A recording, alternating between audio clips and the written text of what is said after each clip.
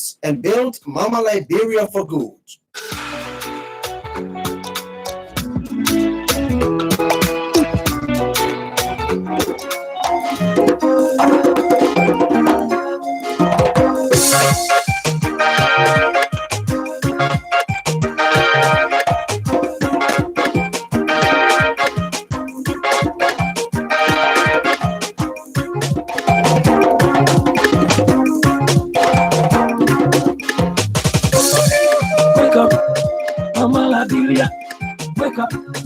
Mama Liberia, wake up. Mama Liberia, wake up. Mama Liberia. Liberia, oh Liberia, oh Liberia, wake up. Liberia, oh Liberia, oh Liberia, wake up. Liberia, oh Liberia, oh Liberia, wake up and pray. Oh, Liberia, wake up, oh, wake up and do something. Oh, Liberia, try to settle things the way we used to be. It's what we need in our love to go. Mama, Liberia. Wake up, my people, can't you hear the song? Can't you see the shining sun? You've been sleeping so long. No time for guns, no time to do wrong. Say the war is gone. My people be strong. Wake up, oh, wake up and do something. Try to settle things the way we used to be. It's what we need in our love to go. Mama, Good morning, and a pleasant welcome to another interesting edition of the program, straight from the heart on Sky 107.1. We are here Monday to Friday, 7 to 9 o'clock. Today is the 24th of June, 2021. My name is Matthias Labindi. This morning, from 8 to 9 o'clock, we're going to be speaking with Dr. Batum Kula. Dr. Batum Kula is there in the USA. Dr. Kula joins us this morning on the line from the USA to talk about education on the topic, the importance of acquiring honest education. I know some of you are for the first time, getting that description of education, honest education. And you may be wondering now, what's the difference between honest education and dishonest education? That's the reason why you can't afford to, miss out on the conversation. Dr. Kula is going to be delving deep into the need for people to be sincere in acquiring education. We're going to go further to talk about honorary degrees, that you go to a university to speak and then they bestow upon you an honorary degree, whether that is something you can use in so many places. How is that used? We're also going to be looking at that as well. You don't want to miss that conversation. But before that, we're going to be speaking with Councillor Finlay Kanga on the line. Councillor Kanga is amongst many lawyers today who were to march in their numbers at the Capitol building to submit a legislation regarding the establishment of War and Economic Crimes Court. But due to the COVID-19 restrictions, the number has been reduced to 20 persons that are going to represent the Bar Association as well as the civil society, some of their civil society members that are supporting them in the quest for the establishment of War and Economic Crimes Court. But Councillor Kanga tells us a bit more about that and some specific things that we need to hear. Have you heard that the President George Weah, has with immediate effect dismissed Deputy Minister for Press and Public Affairs, Eugene Fagon? Of course, Eugene has fallen in trouble with the president, so therefore he's been relieved of his post. 2 hairs has rolled so far, say 2 or more. First, it was from the same ministry. Simon Wozie was Deputy Minister for Assistant Minister for Information Services, a position that is now occupied by Thomas. And then now is Minister Eugene Fagon, who's Deputy Minister for Press and Public Affairs. He's been dismissed. We'll be right back after this break.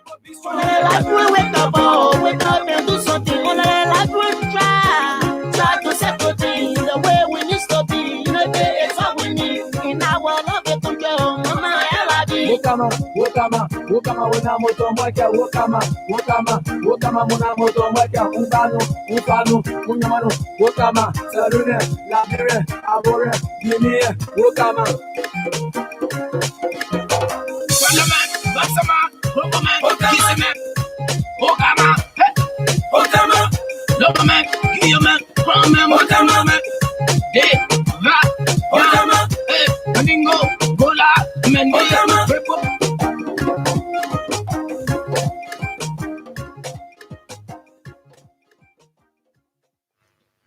That's right. If you are a Mandingo, a Gola, Kissy man, man, whatever ethnic group you come from, you can certainly, you are also part of this, this great nation. You are also part of this great nation in that you too have your own role to play in ensuring that Liberia becomes the nation that we all want it to be. Many times we always say, well, Liberia is going to get great again. Liberia is going to get better. But what are you doing in your private corner? Hmm? What are you doing? How well do you think positive about Liberia? Not just saying, but in your deeds, in your actions, wherever you work, in your area of work, what are you doing to ensure that you give back to this country in that you develop it, you all contribute to its development. All right. So let's quickly move on to some developments here this morning. Every time we wake up in the morning nowadays, and like every other time, you wake up to the some sad news, or you wake up to some, great news. So every time these things happen, what happens is that it changes your mood when something happens. If it is emotional, it changes your mood for the day. If it is an exciting thing, sometimes exciting things can be emotional though. There are times when you're so excited, the only way you get to feel how well you express the excitement is when you cry. Okay, so yes, I just spoke about Councillor Kanga, and I think we have to begin from there. This morning, begin with Councillor Finlay Kanga first, before we go to any other talking point this morning. So I want to begin with now the reason why it's important for us to speak with Councillor Kanga first is that the most topical issue right now in Liberia is the issue of the War Crimes Code. All right, we're talking about corruption, war, and economic crimes code. So the reason why the two discussions are very vital to Liberia now is because corruption has become a norm in our society. So we cannot, it will be an understatement, or we cannot overstate the importance of having an economic crimes code in Liberia that will ensure that people who are working in public places will account for whatever they take from there.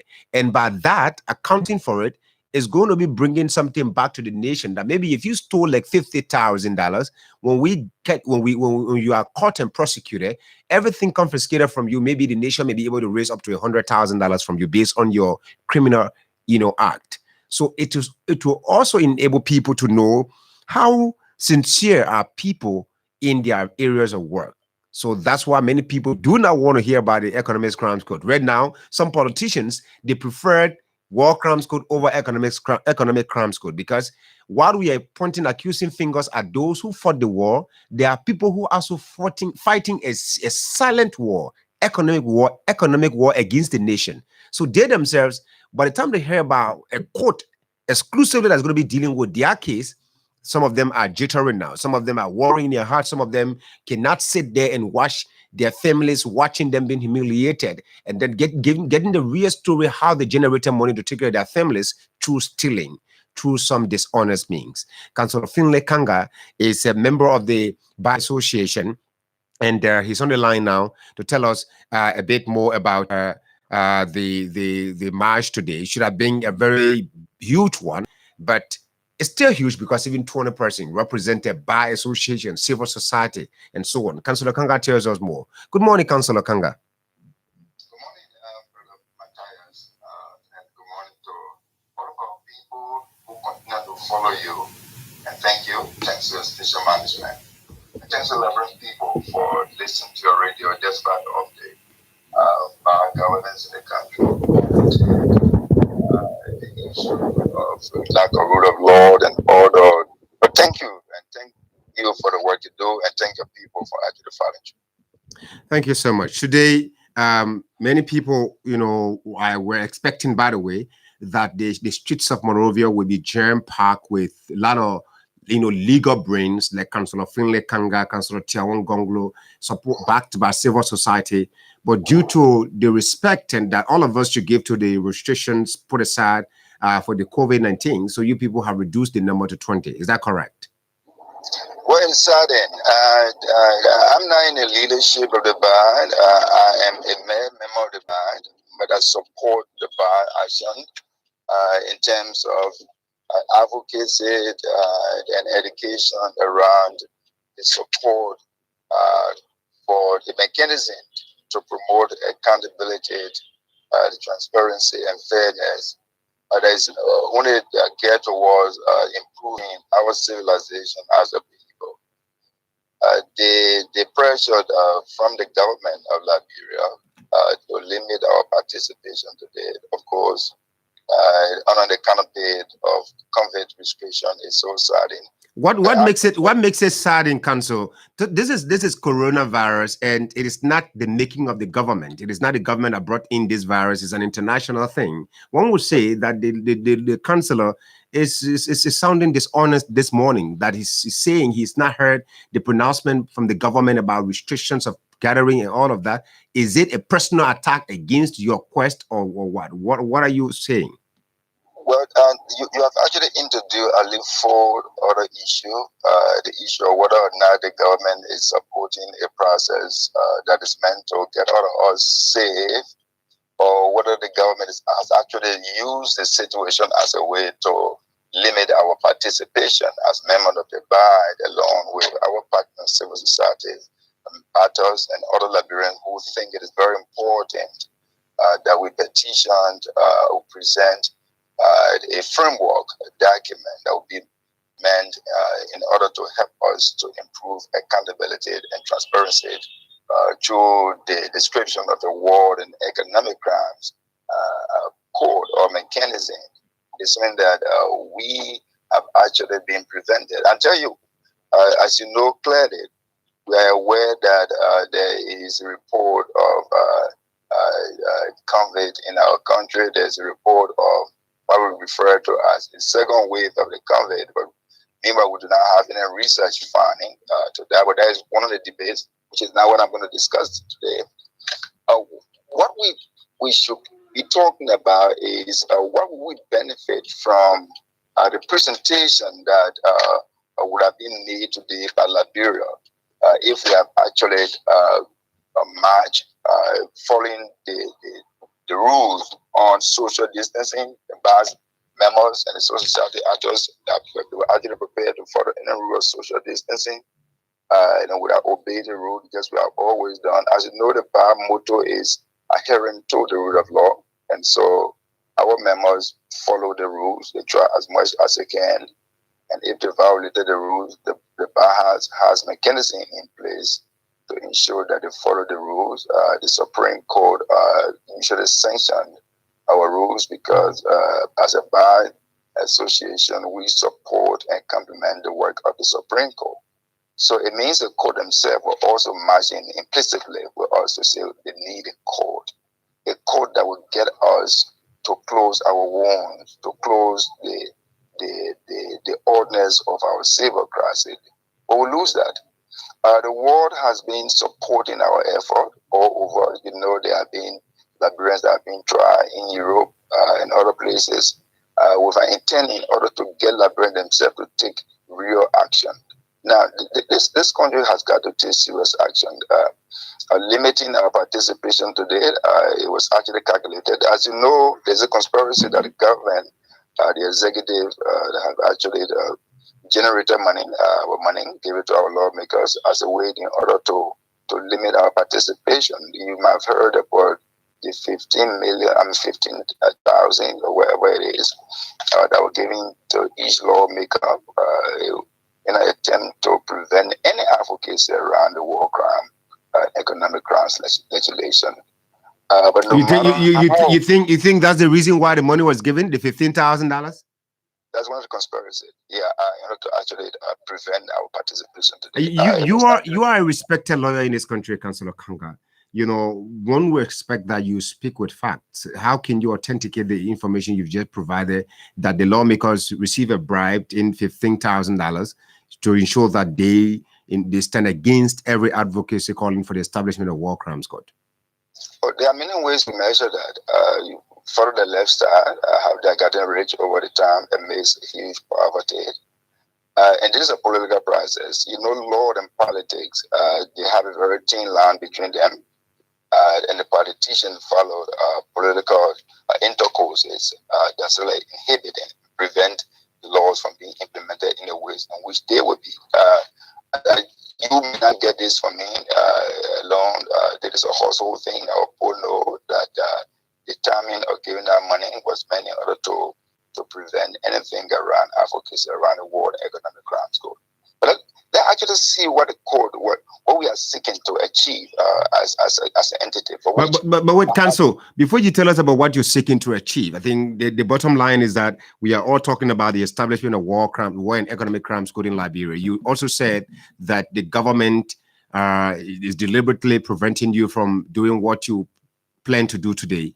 Does it mean that when you appear, maybe symbolically, 200 persons represent the entire Bar Association and the civil society, isn't that going to send the same signal and message that it would have sent had you come out in your numbers? It has diluted our process. For example, we are expected the CNN today to be present as part of the march. We expected BBC to be part of the march.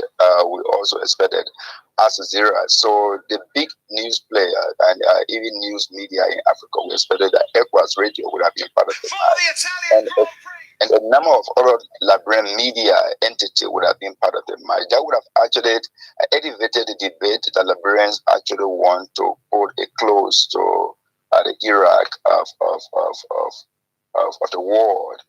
But what you actually find, and you are actually limited that those international media may not have the forum they needed in order to ensure that they elevate our argument. As you know, our argument is not actually based now on money.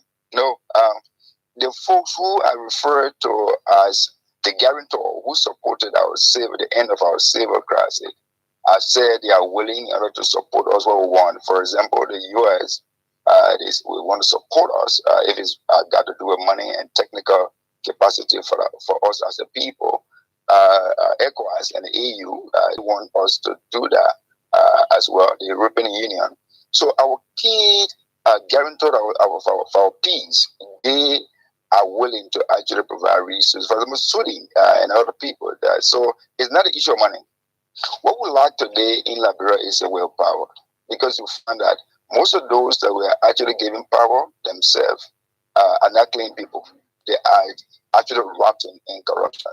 They legitimize the art of corruption in their general interaction. So they are actually afraid to have a code that will be dealing with the issue of economic crimes. That is going to be meant in order to prevent or limit their ability in order to use their position in government as a way to amass wealth against others. And so they do not want that. And another group of people are those who physically participated in the civil crisis. And these are some of the richest people you have in Liberia today. And so they are using all they can through money, through the power they have in order to limit our advocacy. But the news is gone. We, as an entity, the BAD and the civil society actors, and the Liberians, are going to submit the document. It's one of the best documents that has been drafted so far in terms of seeking to prevent corruption. Those who participated in that. Not only Liberians, but some of the best folks who are supporting accountability in the world today have perused that document and they think that is good. And the legislature should, at this time, at least for one, collect that money. That money is a country money. Eat that money because you will use it on us. But pass that law. You have got to do that. You got a responsibility here. We cannot sit and be the laughing stock in the region. Everything we do, we are going nose down. Our schools are getting banned because of corruption. We need an economic crimes code in order to help to do that. Our governance system is one of the, has gone to the lowest ebb. You listen to the conversation recently. There was a conversation in the U.S. discussing the same issue that we are discussing today. What will be the benefit of Liberian actually having a war's economic crimes code? Of course, the ups, that is the positive, with the downside. One of the things that we gain is that, look, there's going to be competition. You know, competition in Liberia is provided for in our constitution. They say Everything should be based on merit, but we don't do that. So if you were to have that economic grant code, you're going to promote competition. It's going to help the kind of work that's been done by the PPCC. You're going to help to ensure that the way folks are appointed in government, you begin to sort of like change those. But we need to be serious about it. We know the problem. But why aren't we there willing to solve the problem?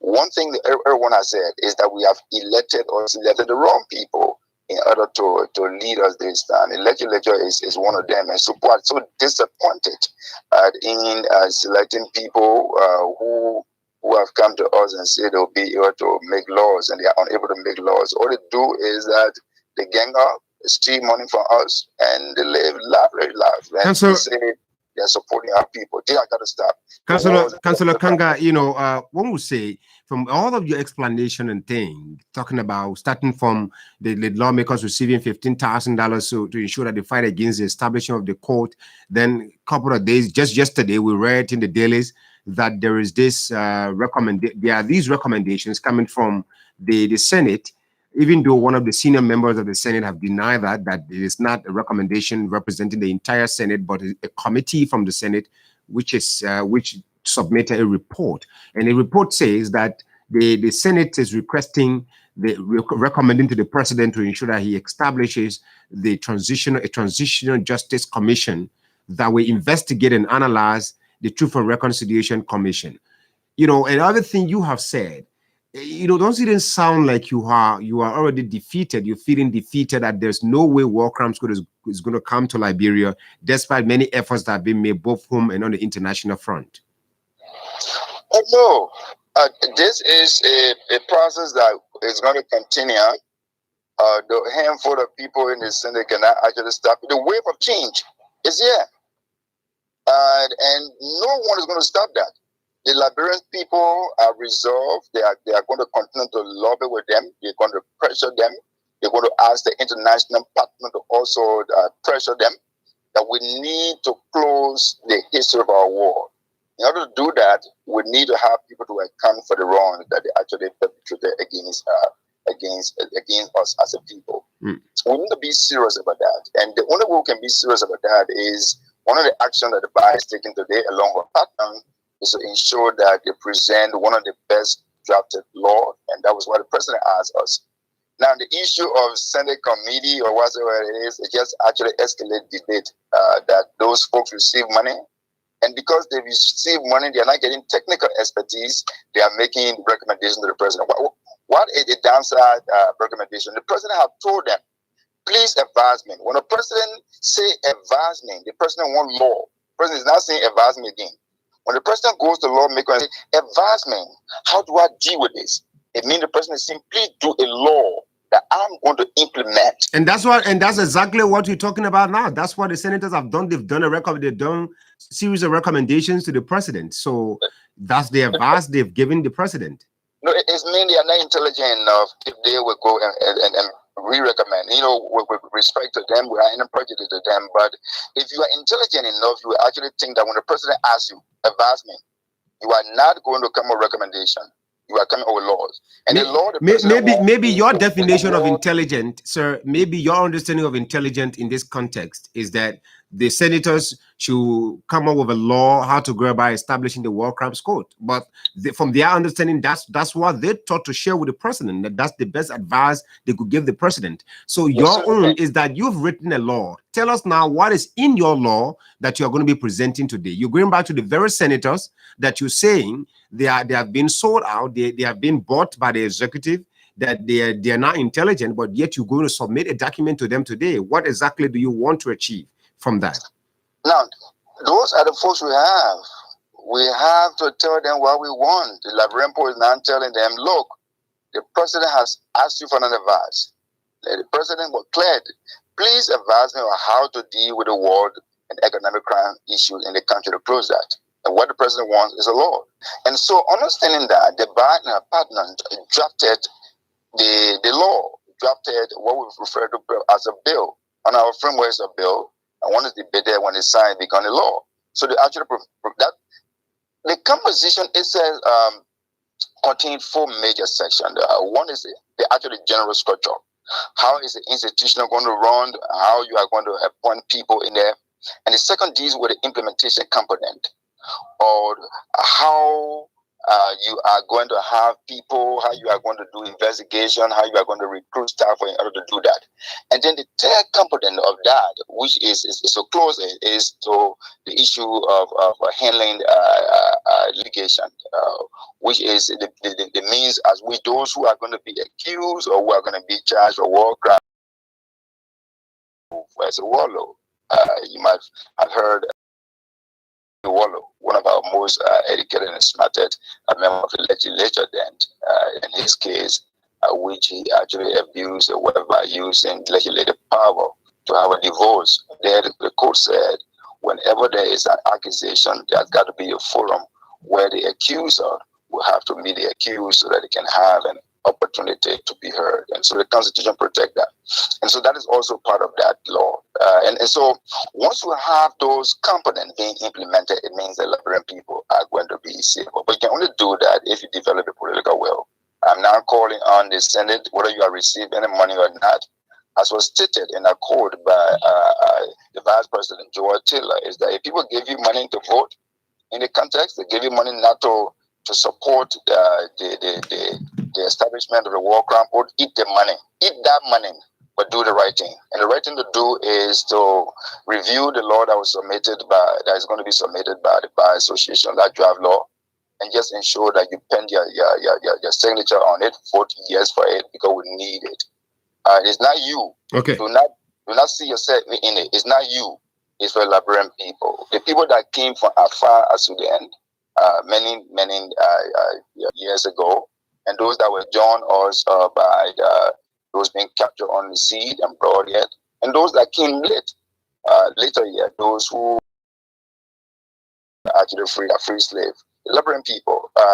And so we want that, and it's a way to promote our civilization. And so whether you are in the Senate or whether you are in the executive branch of government, support the bill, because it's meant for you, it's meant for your children, it's meant to get this country to right the wrong in a way that we can be happy, that peace will actually survive. Right now, peace is actually being captured, and peace needs to be able to walk around. They can do that through accountability and transparency through the Wars and Economic Crimes Court. Thank you so much, Councillor Finlay Kanga there. He's a member, according to him, he says he's a member of the Bar Association, but he's a professor, by the way. It was a pleasure having him on the program this morning, and they're going to be submitting, a document today, ensuring that they get all the basic things that advancing or recommending to the Liberian Senate to presenting a legislation that if this is passed, this is how we're going to, what we're going to do this, how we're going to go about achieving this issue of establishing a war and economic crimes court in Liberia. Let me quickly read you this press release from the Executive Mansion website. It says the President of the Republic, His Excellency Dr. George Manneh Weah, has relieved with immediate effect Deputy Information Minister for Press and Public Affairs at the Ministry of Information, Culture and Tourism, Eugene Fagon, of his post. Mr. Fagon's removal is as a result of spreading false information regarding the government's response to the COVID-19 pandemic currently ravaging the country. The president has warned that he will not hesitate to take similar action against any other official of government engaged in activities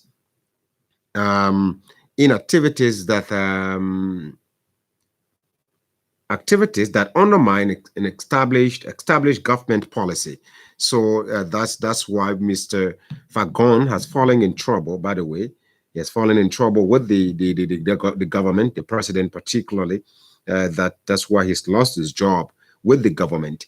And with this, we can go back now to talk about a few things that Minister Fagon is noted for. Of late he's been in the news for some time now, making some statements. And so, but what is really, really, really important is that looking at Fagon, he's still alive. Fagon is still moving. Before we talk about whether or not what he said about the government. But Fagon is still alive. I would recommend right now that the government, through the Ministry of Health, request that Minister Fagon, at least he can assist the country in that his system, his body can be used even to test, the coronavirus that we have right now in the country. This is a man who has in his body, how should I call it, serious chemical weapon in him. He was injected like 2 or 3 times, and this guy is still moving around. He's still moving, he's still strong, he's not died yet. So Fagon is not just an ordinary person. Fagon is a gifted person, gifted in that his system is built, his immune system is built, extra, that anything goes into it, he should be called, he's by the way known to be the man science fiction, and he is falling in trouble. He said repeatedly the empirical reason why no government entity will accept the money from Senator Dillon. Those are all comments he's been making. But Fagon, just to talk about him alleging that he was injected with what is it, VX, and some cyanide, some kind of chemical thing he mentioned. I want to get it quickly, from his speech. Maybe he has deleted that. But it's very, very important that Fagon, forget about the dismissal. That's for me, that's not the news. The news here is that till now we're still hearing about Fagon. I thought Fagon has died. I'm not wishing him death, but the kind of thing that this guy alleged of having in his system to still be moving around, and he's been dismissed from the government. I'll be talking about dismissal. If for any reason Fagon, okay, now here is it. If for any reason Fagon is moving alive, if we were a nation that very concerned about paying keen attention to serious things, Fagon's system should be used to test a lot of viruses and sicknesses in Liberia, because his immune system is built. Now, this is what he alleged. June 2nd, he said, please keep me in your prayers. God can reverse their actions. Nerve agents, exactly. Nerve agents, Serene and VX, killing me slowly. He said, you chose to eliminate me. Hope you benefit from it. Let God be the judge. I believe the nerve agent Serene was used on me in December 2020, and now VX quite recently. Pray for me. Fagon is moving. If you just take your time now, just open your phone open on a Google, check VX, or just check for nerve agents. You're going to come across VX, you're going to come across the Serene, all of that. And if you read that, it's so scary that any man will allege that something of such is in his body, that somebody injected him with it. Do we have sophisticated health system in this country to enable that is flushed out of Fagon's body? Do we have that? No, I don't think so. So Fagon is still moving on the issue of questioning the government's policy, the way the government is going about fighting the COVID-19. Well, except that he's a government official. That's why he's falling in trouble. But anyone will raise concern about the way the government is going about it, right? Going about the fight against the COVID-19. One of my major disappointments, in the health ministry particularly, is that people report themselves for testing. And when they are tested, some of them, when they're tested, they leave and they go. While their samples are still checked, they go home, their contacts are taken. When you find out that the person is positive, then you place a call to that person saying on the phone that you are positive. Chester Smith sat in the studio and he justified why it's necessary to inform someone that they are positive. All right. So because of that, many people have refused to turn themselves over. That I'm positive, why should I go there and go lie down in the ICU or and lie down in one room in the name of treatment? I could die in the process. Already, there are a lot of people dying from this COVID-19 virus. Is it necessary for the health ministry, for the health authorities to contact people on the phone saying to them, you are COVID-19 positive on the phone? And you expect people to turn themselves over? The virus is not a good virus. Now you may say, yes, people should turn themselves over if they are concerned about their lives. How about you dealing with the situation professionally, inviting the person over to come and watch so that a proper explanation of the test conductor can be given to the person? How about using some jargon, using words in a way that someone will come over, we need to give you a proper analysis of your test result, so that as you leave, you know, we cannot discuss this matter on the phone. Some of the things that Fagon said that landed him in trouble with the government. How about the previous time government launched a stimulus package thing? Not many people got it. Right now, we are not far from a lockdown. There have been a series of analysis given that lockdown is imminent. If there is a lockdown now, there'll be many people. In fact, before the lockdown, the government has already, the health ministry has already said, that the entire situation is what? First of all, right now we should now consider reducing our staff from 10 to 5 to 50%. So if you had 10% working with you, you have to reduce them to 5. That is, in other words, saying some people will have to be considered non-essential, or they can work from home if only you are running an entity that is possible for someone to do their job in that entity from home. Are these some of the things that Fagon was saying that landed him in trouble? Well, that an official of government will come out and start to criticize. Let's see how Fagon, goes on with, Mr. Ledger, who ran it. They've not been in good term. He has been very, very to many, sources within there that he has not been respectful to the minister. He feels in, his ego is too high to submit himself to work in line with the minister. So if you notice, during the presidential tour, the person to have been on that trip was not the deputy minister for technical affairs, Bwaka Fofana. Not the technical minister was to be on that trip. The best person to be on that trip with the minister should have been the deputy minister for public affairs, Minister Eugene Fagon. For some reasons, Minister Fagon was left behind. When I contacted Minister Fagon, why, he could not make it on a trip, he said it is the minister decided to go with the person he wanted to go with. Up to the time the people returned to, now I'm still waiting for the minister to show up on the show. They reached out to Deputy Minister Fagon and said, well, Matthias, I cannot appear on the radio because I deny attend. I do not know. I didn't see anything, so I cannot speak to the president's tour. So contact the minister proper, or the deputy minister Bwaka Fofana, or Kwame Weeks, which Kwame Weeks appear here and provide analysis, from his own perspective. But today, Eugene Fagon is no longer part of the George Weah administration. He has been suspended. Suspended, you say? No, dismissed. He has been relieved of his post, that on grounds that he has not been respecting, the policies, going against the policies of government. Let's go quickly to, something that we have, there's this video that we managed to get. We just want to play for a few minutes, right?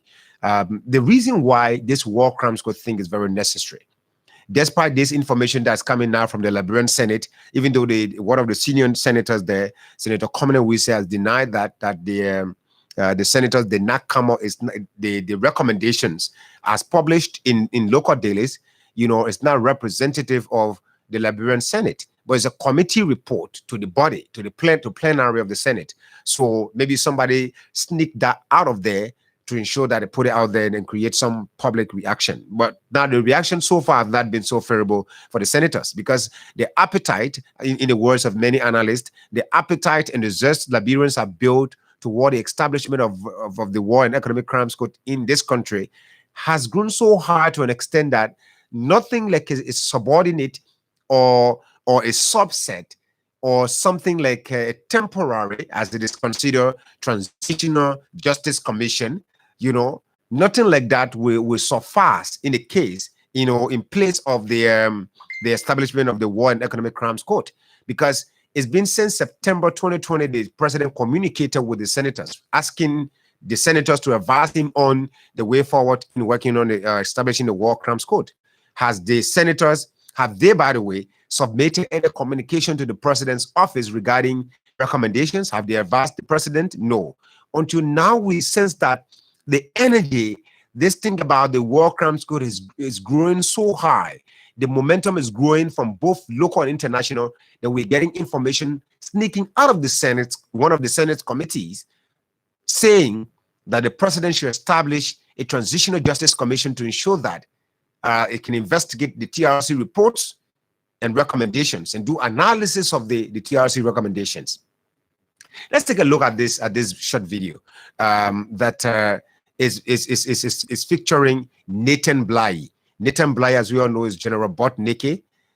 So he's now a clergyman, and it's a documentary, by the way, special interview with him. He explaining a little bit about the war, some of the reasons why people will not rest, the minds of people will not rest, people who are dying without getting justice, their souls will not rest until their tears can be wiped off their faces and even their cheeks, to ensure that when they get justice, I think many people will go to bed and relax. Even our Liberian brothers who have traveled the world, many of them are planning on this return. There is this big program, and they are flying on Egypt Air, which is very good, that is expected here very soon in Liberia, where some Liberians will be returning. You know, if you follow Ghana, there is this thing in Ghana called a year of return, right?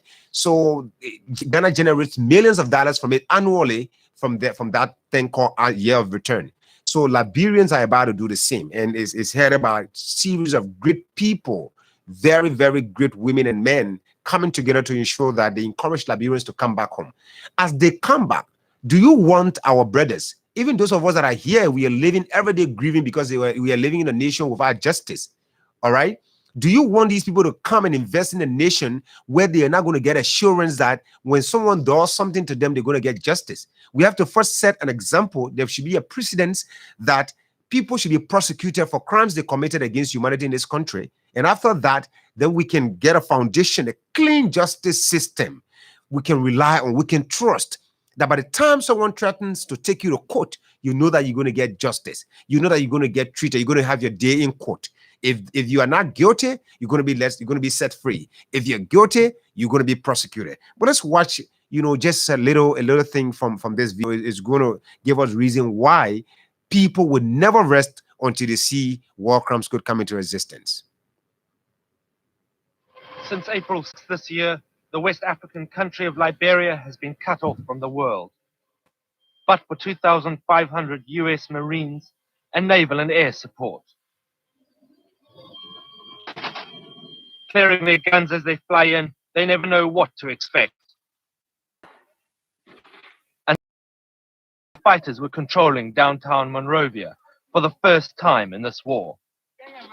This time I'm moving on the enemy. This time I'm moving on the enemy. I'll continue until we reach the bridge and cross. I'm not turning back. This war resembles no other. Many of the fighters believe they're invincible to bullets.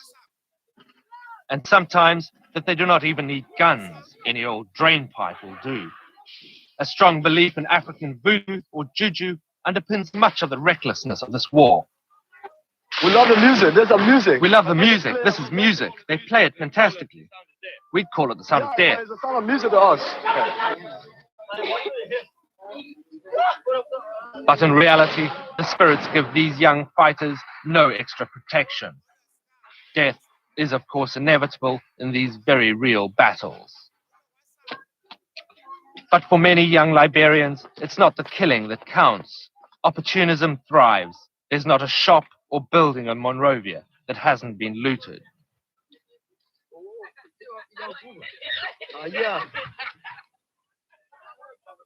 In the US-run Greystone compound, 20,000 displaced people have been sheltering. It's also here that many of the looted goods turn up, in stalls scattered throughout the compound. And next door to the Greystone camp, Tina, a nurse, recently arrived home to find her house ransacked. Monrovians have weathered this war since 1990. Many Liberians like Tina have suffered it all before, and she now feels desperate to see an end to the mayhem. I have been here for the past 3 wars. Our fight affected on Guerrilla Street 1990 like this. and I'm really discouraged about working and reestablishing my life. I'm sure all Liberians feel that way. We are so tired of the war. We want peace. We want to live a normal life. Thus far, despite a series of ceasefires, fighting has always resumed, each time more ferociously than ever before. And now there are ominous signs that these young fighters are engaging in another type of atrocity, cannibalism. At an NPFL checkpoint, 2 dead bodies lie in the middle of the road. Exhausted NPFL fighters rest after a hard battle. They told us the dead fighters were captured alive. Around about 6 o'clock, we were attacked. They all came to loot. They were going all around here, naked. They are just going around naked, looking all around. They came to loot the construction compound. We managed to arrest 3 or 4 of them alive. Then the fighters said that they killed the captives and removed their hearts and livers to eat later.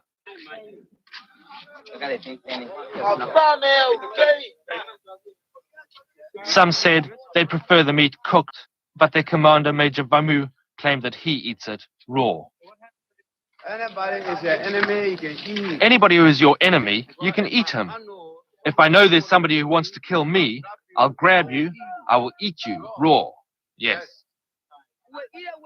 We eat it, we eat it, we eat it. I'm Lieutenant Colonel Tempera. I'm going to eat this Lieutenant General's heart. He's a rebel. It's an ambiguous and harsh practice. It's also West African juju, evil magic, which only helps to kill more Liberians.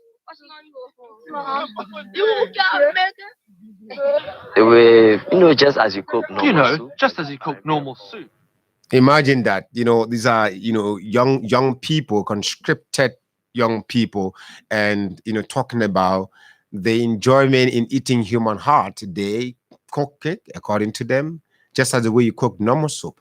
There are many of them today who are in the graveyards, who we consider today as real war people. Even themselves, they need some serious psychosocial counseling. They need some cleansing. The nation is not giving them the attention. Every election, politicians use their situation for some political gains. So justice have not been given to those who are also victims of the war. Those young people out there that today we spit out, we insult and think. Many of them did not get into the war all by themselves. They were influenced by people. They were coerced. Some of them were forced into it. That's what we talk about conscription.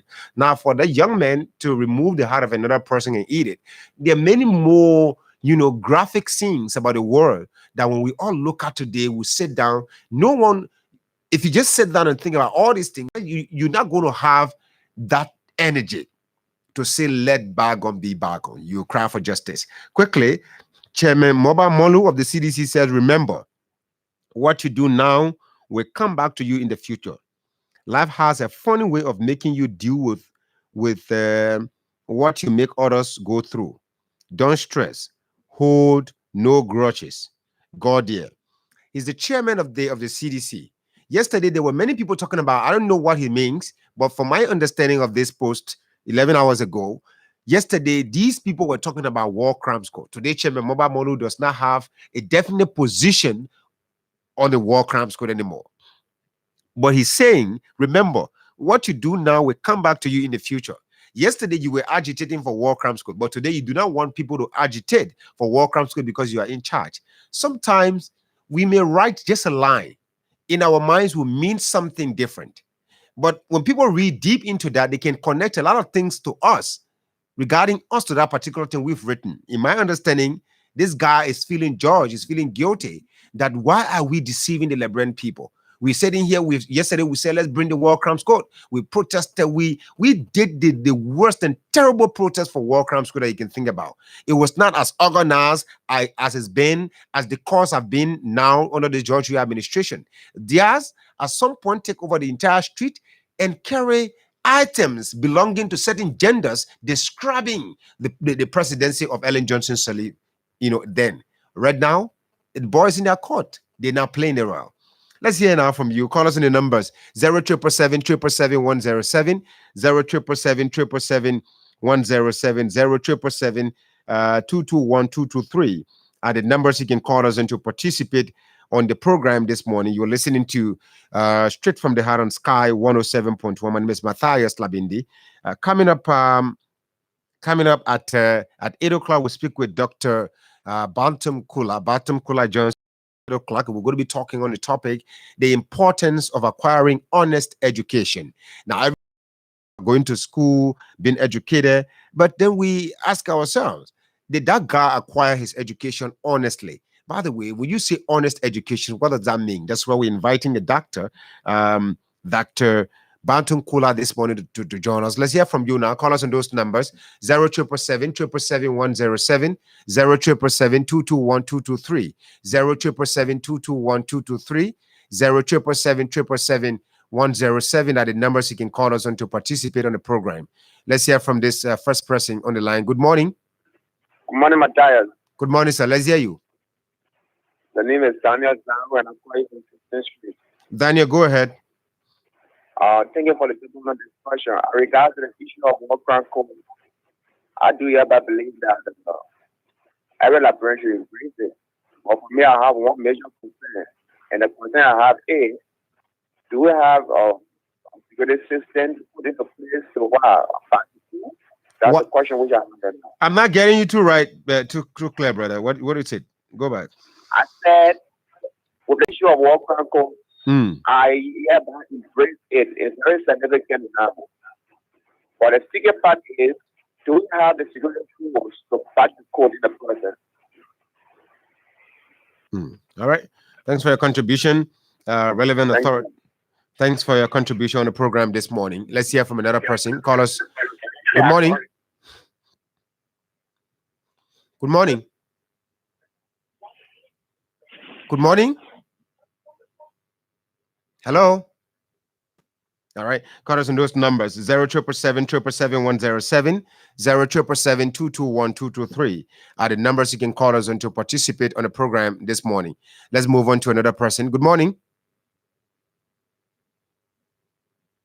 All right.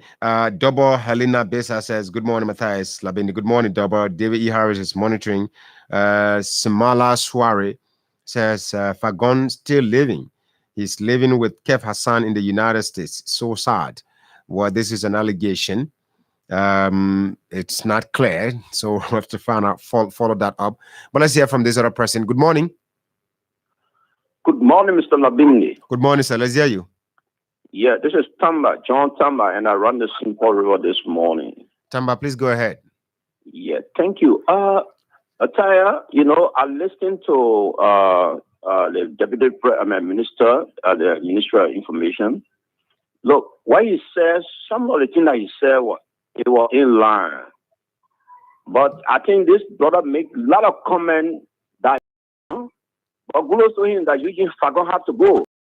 Let me say this, when it comes to the issue of the war crime code, I think that video that Jeffrey showed, I think somewhere around some part of it or somewhere St. Joseph Construction Company, while the looting was taking place. There's no mistake, Labindi. I was living somewhere around Pakoya at the time when that looting was taking place. Yeah. So I think for that short video that you played, I think I remember that. Look. The war crime code is necessary. But the fear of this government is that they actually want the war crime code, but they look at the economic crime code. Nataya, you have people, ordinary pedestrians yesterday that could not afford to pay for one room apartment. Today, they live in paradise. So those guys need to be investigated. So this is their fear. Under no condition you work for only 3 years, you lay $250,000 house. Who about you? So we'll investigate those people. If the economic crime code cannot come now, after 2023, the economic crime will come. If your horse is painted yellow, we will put yellow suit on you and handcuff you, jump you behind bar. This is the fear of those guys. And no. Nataya, those guys, the ordinary pedestrian yesterday, think that The money that they are taking to build a matrimonial home today, that those money belong to them. Those money belong to the Liberian people. The money in question, you and myself children supposed to be better school now. Today, we finally buy your school to send our children because few handful people collected the national cake and placed it in their home. But trust me, they will be investigated, placed behind bar, and judge and the children will come and tell them, they tell their grandchildren and say, yes, you know what? Our grandfather was hanged up for corruption. So we shouldn't try when we get in government, we shouldn't try to corrupt government money. Okay. Thank you very much. Thank you so much. Maybe we can squeeze in one more person on the program. But the discussion at 8 o'clock is something really interesting. Right now, as we're looking at reports of different reports from daily about education, and recently a university took action against 16 students. So that because they were involved into some academic corruption or academic fraud. So right now we're going to be looking at acquiring honest education. Let's squeeze in. Okay, we don't have that person, but let's move on to the Voice of America. That's what we're going to do now. Join a viewer for 5 minutes of news, and after that, we'll be getting in touch with our guest there in the USA for an hour discussion on the topic: the importance of acquiring honest education. And you may think that, well, I'm going to school, whatever means I use to get my grades and graduate and get my degree. Well, the fact of the matter is that society wants me to have this particular qualification. But is it just about qualification, or about you coming out and getting it, honestly? Qualification by paper, qualification by competence, qualification by demonstration. Which one do you really need to go for? Which one do you need to give more attention to? Is it qualification by the paper, or the one that you get, which you have the competence to prove that, yes, I can do it? Let's join the Voice of America. And have a great day.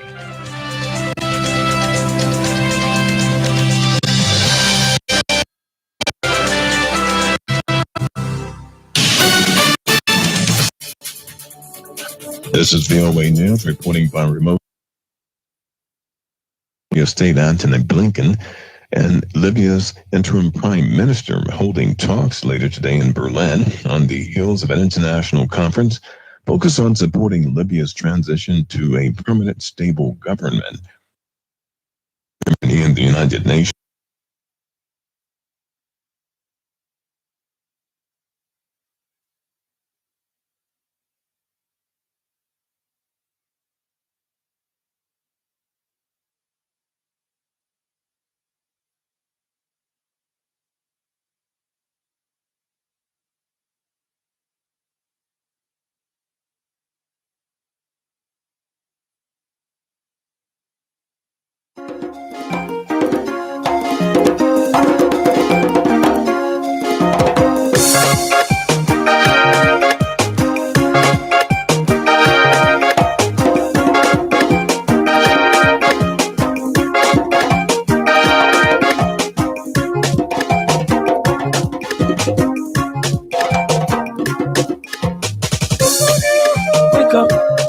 Mama Liberia, wake up. Mama Liberia, wake up. Mama Liberia. Liberia, wake up. Liberia, wake up. Liberia, we're betting a break. Wake up, oh, wake up. Something, try to settle things the way we used to be. It's all we need in our love to go. Mama, L.I.B. Wake up, my people. Can't you hear the song? Can't you see the shining sun? You've been sleeping so long. No time for guns. No time to do wrong. Say the war is gone. My people be strong. Wake up, oh, wake up and do something. Try to settle things the way we used to be. It's all we need in our love to go. Mama, L.I.B. Wokama, when I'm with Wokama. Where you at? Wake up from your slumber, stop sleeping. your hands, wave your hands, wave your. Come on, come on, come on. I know you're sleeping now. You gotta wake up some more, yeah? Okay, let's go. The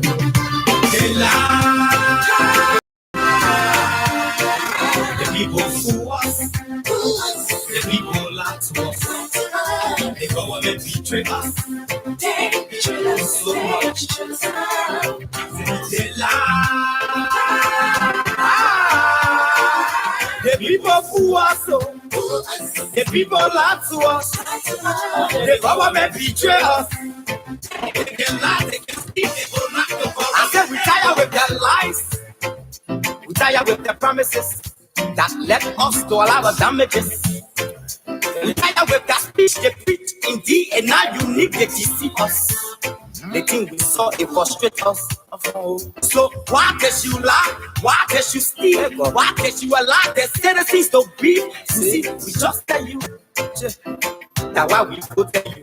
But you fool us, you screw us, you use us and later on abuse us. So why? The government should lie. Why? But that's the question that we ask. The people fool us. The people lie to us. The government betray us. They betray us so much.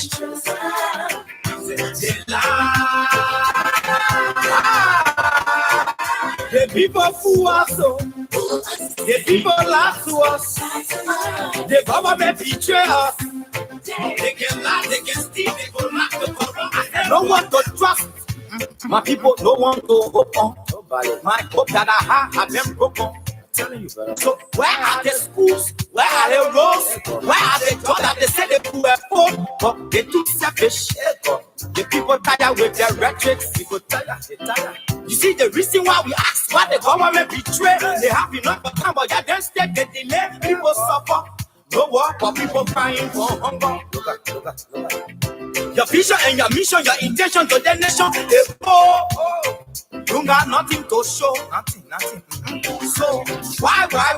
The government should lie. Why? But that's the question that we ask. They lie. The people fool us. The people lie to us. The government betray us. They betray us so much. They lie. The people fool us. The people lie to us. The government betray us. They can lie, they can steal, they go knock the corrupt.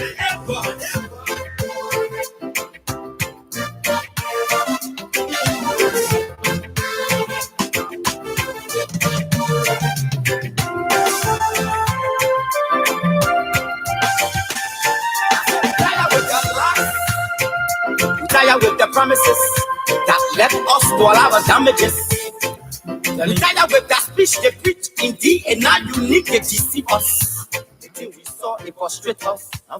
So why can't you lie? Why can't you steal? Why can't you allow the citizens to be? You see, we just tell you. That's why we both tell you. But you fool us. You screw us, you use us and later on abuse us. So why? The government should lie. Why? But that's the question that we ask. The people fool us. The people lie to us. The government betray us. They betray us so much. I said they lie.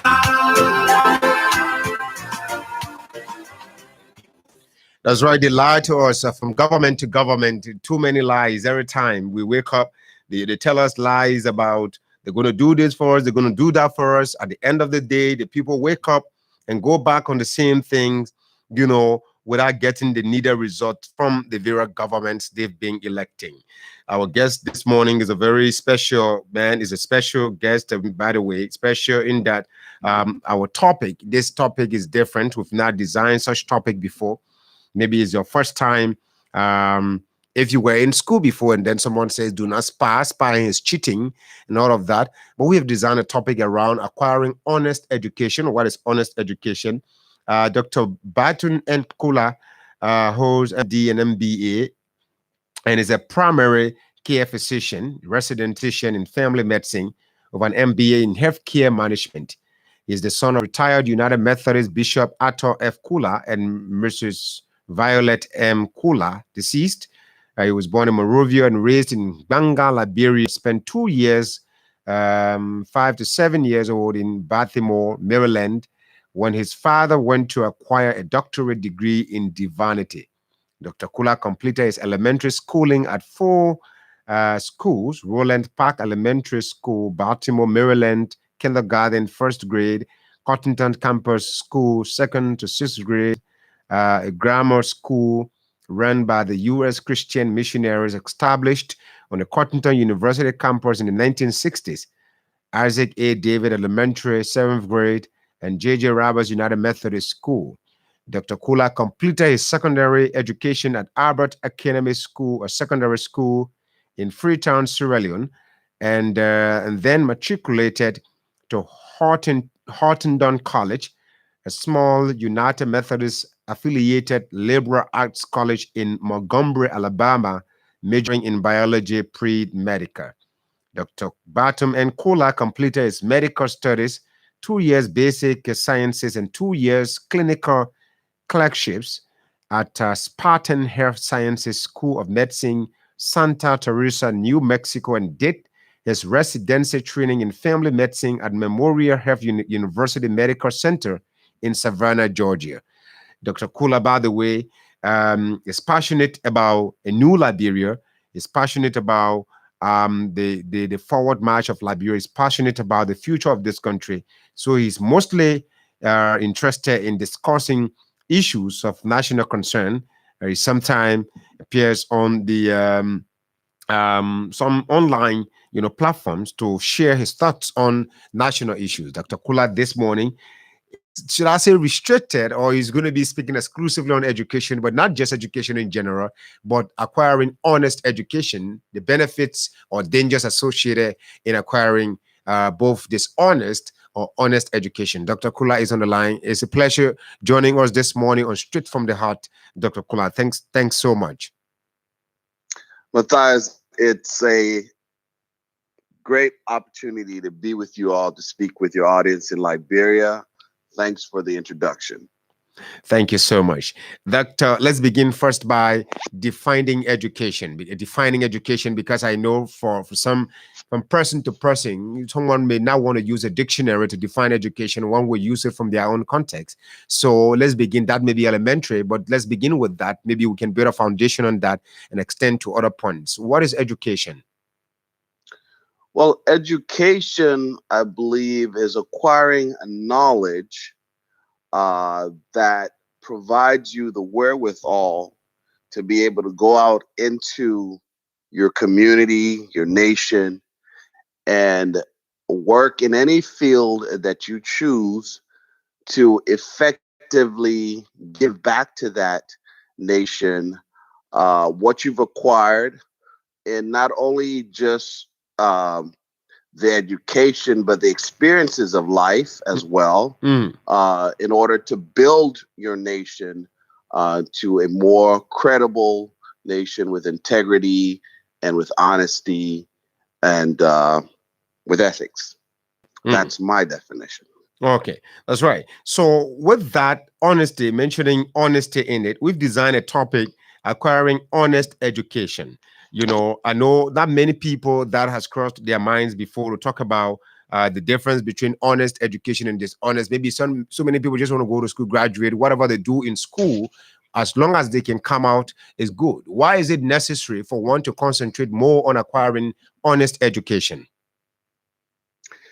I believe it's necessary to acquire honest education, because if you don't acquire honest education, it limits you from being able to be effective at any position you're in. In essence, you end up being a more mediocre individual that is incompetent and not able to provide the necessary skills and knowledge in whatever field or whatever position that you're given. So let's look at this word, the definition of honest education. Just going through Google here, and it says here, honest education as defined. Quickly, let me get that, and it says academic honesty and dishonesty. At most educational institutions, academic honesty means demonstrating and upholding the highest integrity and honesty in all the academic work that you do.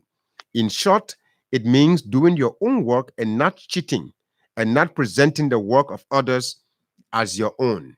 How does this apply to the classroom?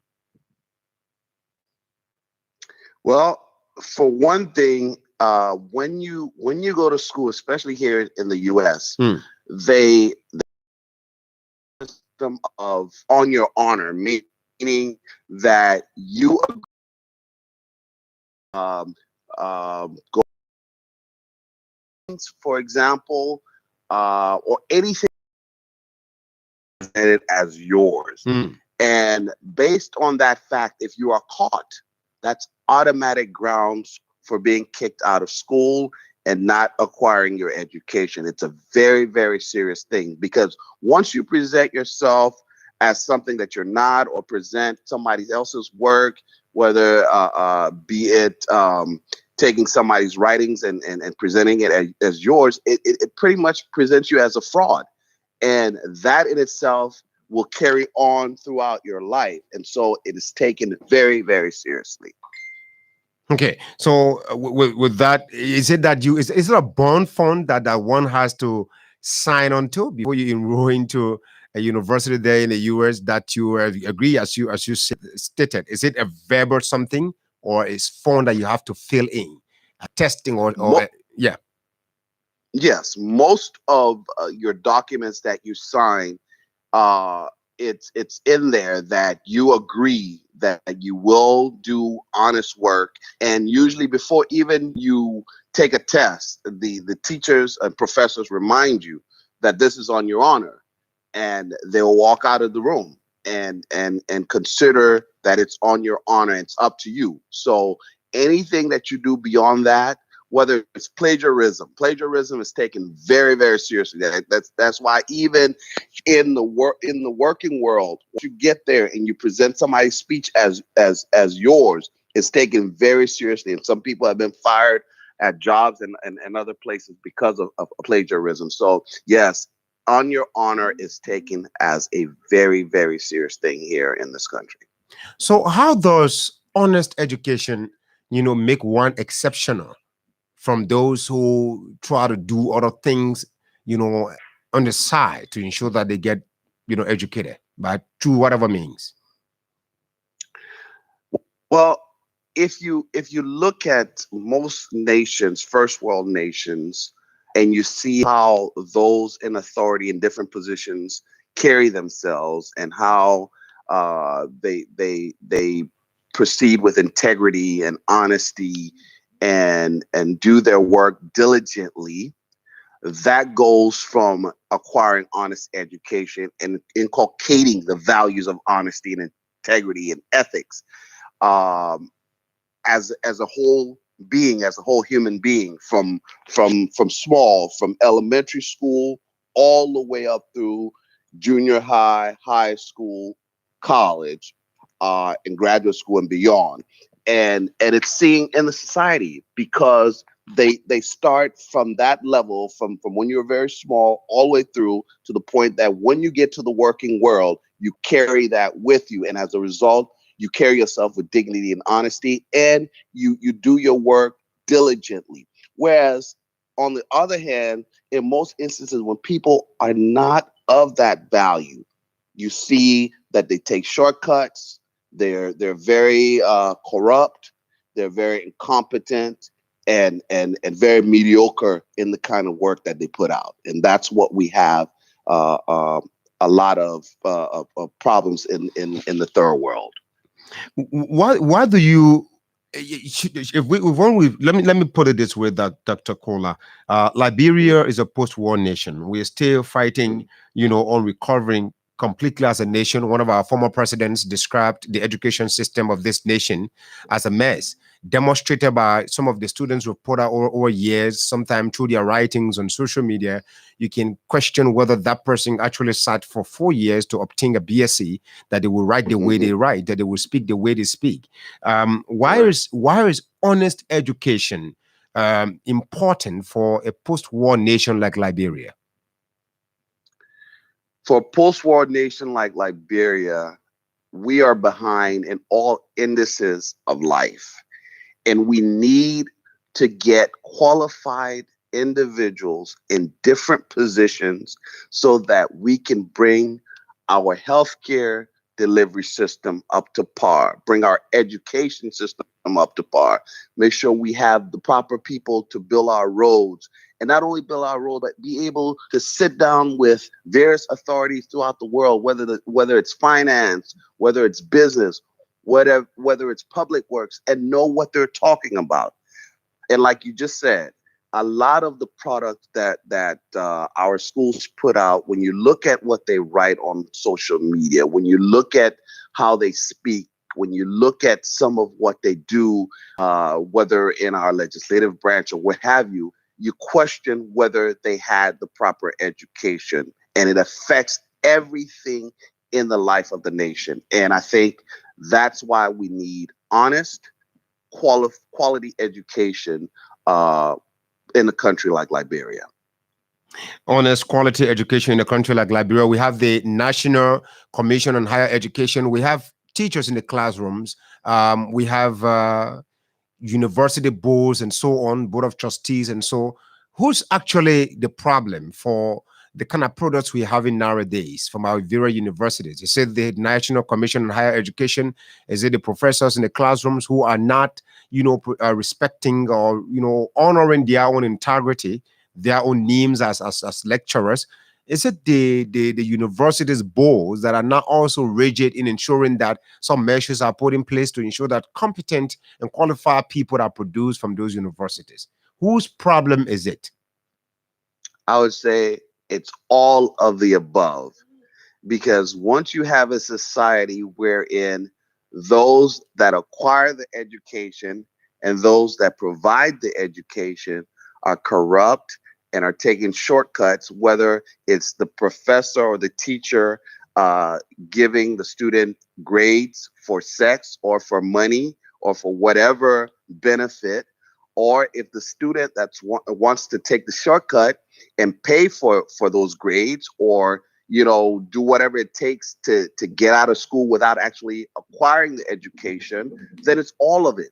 It's everyone, and it's incumbent upon both the students and the faculty, as well as those who are the regulators, the educators, the government, to make sure that we have the right people in place that are serious about the education of our citizens, because in the end, it affects all of us. It affects the quality of our society.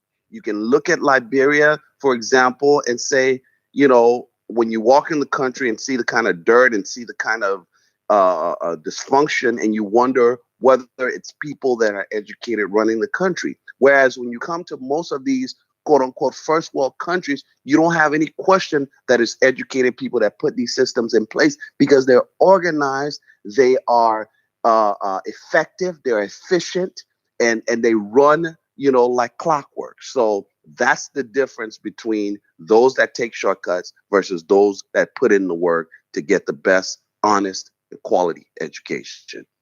What can we do then? Because despite the systems we have in place, we have the National Commission on Higher Education, we have the Ministry of Education, we have various professors in the classrooms who went through trainings and they were given direct mandate to teach nothing but quality and honest education. But yet we are having products that do not represent the various universities. Products we are having products in our society today that cannot defend some of the degrees they're coming out, thereby even people going out to fake documents to ensure that they feel among. This is sort of to some extent is a vicious cycle, and such cycle, to break it, there must be something that it must start from somewhere. Where do we start from to break the chain of such a dysfunctional society producing more incompetent individuals? Matthias, I'm not of the view that we should create any kind of educational crimes court or anything like that. I think that we already have the laws on the books, the criminal laws on the books, the laws about fraud and other things on the books that we could use to go after those who defraud our citizens, and the citizens who go about bribing for education or giving sex for education. We could have our, whether it's the NSA, whether it's the special branch of the police or what have you, those that are in law enforcement should be chasing these things instead of going after petty things and political people and whatnot. Go after these things that actually affect our society. Go after those who are cheating our citizens of education and bring them to book, take them to court and, file charges against them based on what they do. That's what I believe. I don't think we need to create any different court for that. We already have the laws against fraud and criminal mischief and whatnot. Recently, there was a major action. An action was taken against some 16 students and even some members of the administrative staff of a particular university. What do you make of the recent action taken against some students at the African Methodist Episcopal Zion University for academic fraud? Now, if I understand, were these students not allowed to graduate? Can you remind me? I was looking for the story. Yeah, sure. So the university, the Zion University, realized that some people whose names appear on the souvenir program did not complete their academic works at the university, and in fact, they were indebted to the school in a tune of several thousands United dollars and Liberian dollars, close to $1 million plus. And so they also connived with some administrative staff who inserted their names in the souvenir program, knowing that many of them reportedly did not complete their semester work and all of the academic works that qualify them for graduation, but they graduated. The university conducted an investigation and realized that some of the students that graduated, should not have graduated because they did not complete their work, and in fact, even their financial obligations were not settled. That is a high degree of fraud. Yes, look at that. You have people within the system that allow these people to get on the graduation list, even though they still owe the school monies, and they did not get the proper education or complete the course of study. First of all, in every society, you have to have completed the course of study, and the board of directors of the school should have gotten a list and signed off on every graduate before you're allowed to graduate. And all faculties and staffs are involved in this. That's why they even read it at the graduation, having granted you the degree of this based on the fact that you prescribed this study and the board has accepted you, the faculty has also signed off.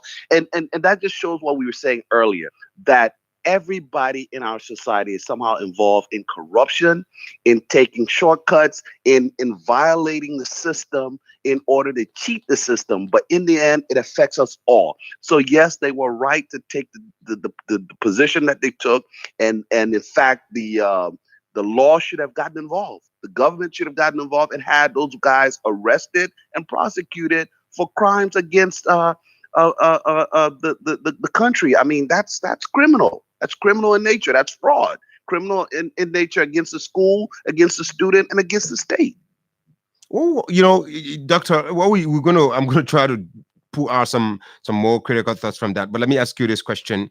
But what we are discussing, that here you're hailing the university for taking such action, and now you expect that the government too see that as the university's way of assisting the production of qualified and competent young young men and women in Liberia that will be able to transform this society to a better place that we all want it to be.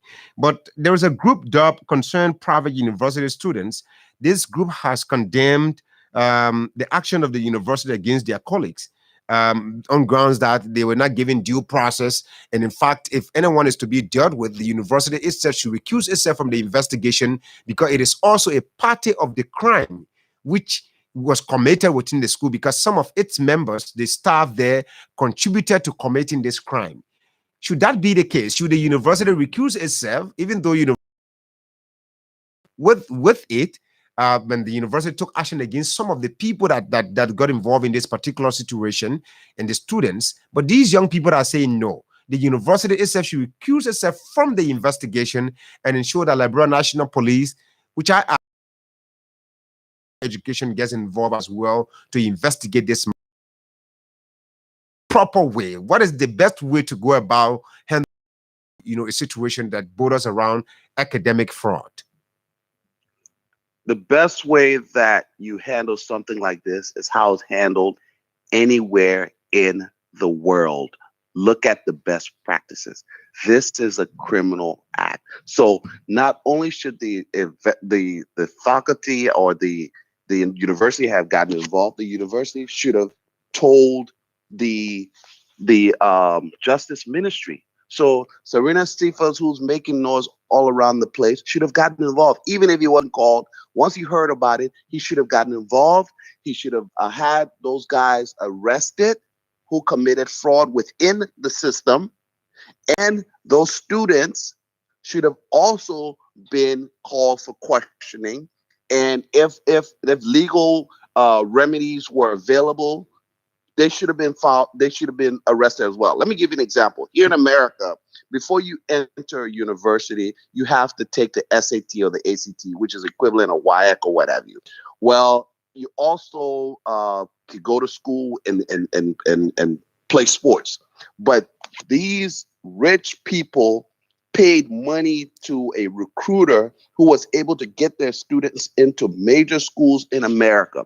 When it was found out, I believe the students were kicked out of the school and the parents were arrested. Some top people in Hollywood went to jail for that.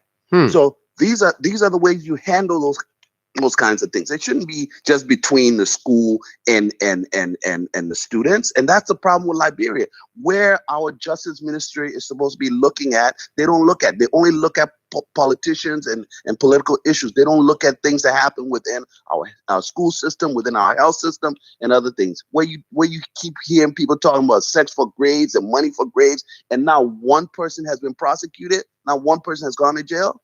That's ridiculous. It's totally ridiculous. So the students should not be moving about right now. They should be arrested. They should be behind bars. Why? While the investigation is ongoing. Well, the students should at least, at a minimum, have been called for questioning by the police.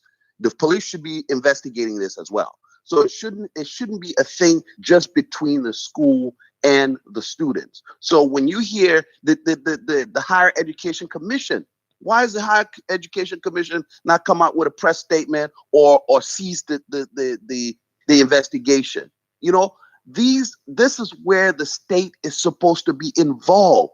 The state is going to affect the state at the final analysis. You cannot just leave everything between individuals in Liberia. We don't really have an arbitration system. So we have a legal system. Maybe there's arbitrators, but we have a legal system. So whenever there's criminal malfeasance in any level, the state is supposed to get involved. If it was involved in this, these kids would not be talking about the faculty should recuse itself and so on and so forth. The state should have gotten involved. This is criminal in nature. That's right. We have on the program this morning Dr. Barton Nyakwiti Kula. He's speaking to us. Dr. Kula did not ask exactly which states you're speaking to us from. Would you mind? I'm speaking to you from Atlanta, Georgia. Atlanta, Georgia. Dr. Kula, now let's go to one other topic or issue that our young activist, Martin Colley, has been running with for some time now, and mentioning names of men that many people revere in this nation. But on grounds that, when the young man conducted his investigation, according to him, many of them, it was proven that they have fake degrees. They go out of the country and return announcing or proclaiming to have XYZ degrees. First, let's begin with honorary degrees. Today, our president is referred to as Dr. George Manuel Weah. Even if you were to sit in a class to obtain 3, 4, 5 doctorate degrees, is it proper to refer to you Dr. Barton Nyakwati Kula? No. And that's where proper education comes into place. If our people who are properly educated were speaking up and letting these people know that you can acquire 2 or 3 honorary causes degrees, even if you get 2 different degrees, a PhD and an MD, or even 2 PhDs, you're not called doctor. That is not the way it's done in any state, in any country, or any substance. When you acquire, first of all, an honorary university, so when that university writes you, they use that handle. When the university invites you to speak on that campus, they address you as such. But you don't go out and address yourself as doctor or tell your people to address you as doctor. Anybody that does that is seen as a fraud, okay, in the wider world. And people laugh at you behind your back. Well, in places like Liberia, people don't want to talk because, that a big man, if we talk, they'll fire us. So people keep quiet. But in places like the United States, if you do that, or any first world country where people are well educated, they laugh at you. It's seen as fraud. So you don't call yourself doctor, depending on whether you get 2 honorary doctor degrees or a doctor degree and a PhD, an MD or a PhD, or 2 PhDs. You don't do that. You're just doctor so-and-so. And you don't use honorary doctor degrees besides with the organization which gives it to you. So in that regard, let's put that to rest. And I hope those in Liberia that are honest about it would speak up. You see, when Ellen Johnson Sirleaf is smart, she graduated from Harvard, so she knows better. So whenever they gave her honorary doctorate degree, you notice Ellen never used it. And what's his name? Cummings. He's got an honorary doctorate degree that he doesn't use.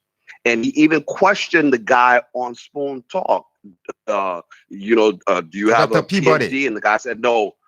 Peabody, yeah. Peabody said, no, I got an honor. And he was so embarrassed. I got an honor and I use it. Peabody knows better. He knows better than using he shouldn't be referring to himself as Dr. Peabody, right?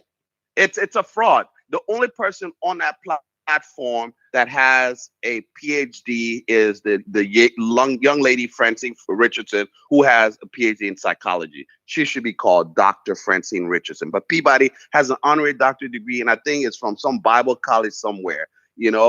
That's fraudulent. He should call himself Reverend Peabody. He's a reverend. That's enough honor. But because in Liberia we put so much premium on education and on titles, that's why people go out of their way to either steal their way through education or to acquire these fake titles and call themselves by these titles to show that they're big, and it makes them feel big. It's like padding your resume, where you haven't acquired this education, you haven't acquired this work experience, but you pad your resume. That's fraud. That's all of that is fraud. And most people know it, and they laugh behind your back. So that's what's going on. Just to go back to what you said about comments, I was watching the live feed that day. Actually, yes, I was in Barry's as well. So young man, watching that and always listening to this particular program. And there's this elderly man there. Everyone calls him Dr. Peabody, Dr. Peabody. For Cummings, as a political actor who, like you said, he himself has received some honorary degrees. But to ask him, man, do you have a doctorate degree? He said, no, some honorary degrees. And so, but Cummings couldn't tell him that you should not be using that. But you are the one coming out now, to say openly that Dr. Peabody should not be called doctor. George Weah should not be called doctor because he has not earned a doctorate degree. He has a master's degree, as we know. He has not earned a doctorate degree. But to say Dr. George Weah And like you also made mention of Ellen Johnson Sirleaf. Many times Ellen spoke at Cottington, at UL, and so on. And many parts of the world, she addressed people at universities, and she was considered doctor. She returned home. We call her Madam Ellen Johnson Sirleaf. Correct. So that because what does that suggest, sir? Does it show that one person knows the importance of honest and quality education? Another person probably knows it but ignores it because of the gullibility of the society. Yes, that could be true too. But here's the situation. Ellen knows better. Ellen she went to Harvard. She went to school in the U.S. She has friends in the U.S. in high places. She is looked on with respect and integrity. So indeed, Ellen knows that she has to carry herself as a citizen of the world with respect and dignity. George Weah, on the other hand, comes from the field of football. He hasn't really gone to any Harvard or a top school. DeVry that he went to is a for-profit school. Once you can pay to go to DeVry, you get in. So, he doesn't mind going home in Liberia, where a lot of his fans and a lot of the people who follow him are very gullible. So he uses it without any shame. And that happens not only with George Weah, the president, it happens with a lot of Liberians who somehow, once they leave the first world and places where you're supposed to be integrous and you're supposed to carry yourself with dignity and respect and honesty, they go to Liberia, they do something different. And it's sad, but that's the reality of Liberia. I don't know why we do that to our country. We give our country the least, it's sad. It's really sad. Another thing also, Dr. Kula, while we're talking about honest education, this is really embarrassing, as you're putting it. When the young man Martin started mentioning some names in his country, like Councillor Arthur Johnson and the Deputy Minister, the Minister of Education as well, and several other persons. Let's look at online education. This thing about people doing their studies online. Well, no disrespect to online studies. Someone stays in Liberia, they write an application to a university, they get enrolled. In less than no time, the person graduates. Councillor Arthur Johnson got a PhD, according to him, in law as well, online. IAU University. How do we test the authenticity of these online universities, before one enrolls into some of them? Another thing also I want to add to that is that in the USA, there are some universities there that are meant for old people. If a young man like me, energetic man, goes to the USA, for example, and decides to go to one of these universities that are meant for retired people, would my education be accepted in a nation that respects education so much so that it seeks nothing but quality, not just paper? Is it going to be accepted and respected, given that I'm young? I should go to Harvard University. I should go to other universities. But enrolling in university, which you're going to help us some of the names, enrolling in universities that are meant for retired people, what is that also deception or fakery? It is deception. Let me see if I can explain this as simple as I can to Liberians. Okay. First, I'll use the Liberian context. You know how in Liberia they have the MAT schools that are of low quality, and then you have your CWAs, your JJ Roberts, and other schools that back in the day, BW Harris and other schools that were very top schools. Well, America has sort of like a hybrid system of that, wherein there are some schools that have been able to get in the system of giving education and getting the federal student loan system, but they are for profit. And what that means is they're there to make money. They're there to make money like a business, versus the other schools like the Harvards and the Yales and the Princetons. And then there are schools like my school, Huntingdon, which are smaller schools, liberal arts colleges, Spelman and others that are affiliated with churches, but they also have endowments and they're nonprofits, right? They're not necessarily for profit. And before you can enter those schools, you have to meet a certain GPA. You have to have a certain SAT or ACT, which are standardized tests like the WIAC.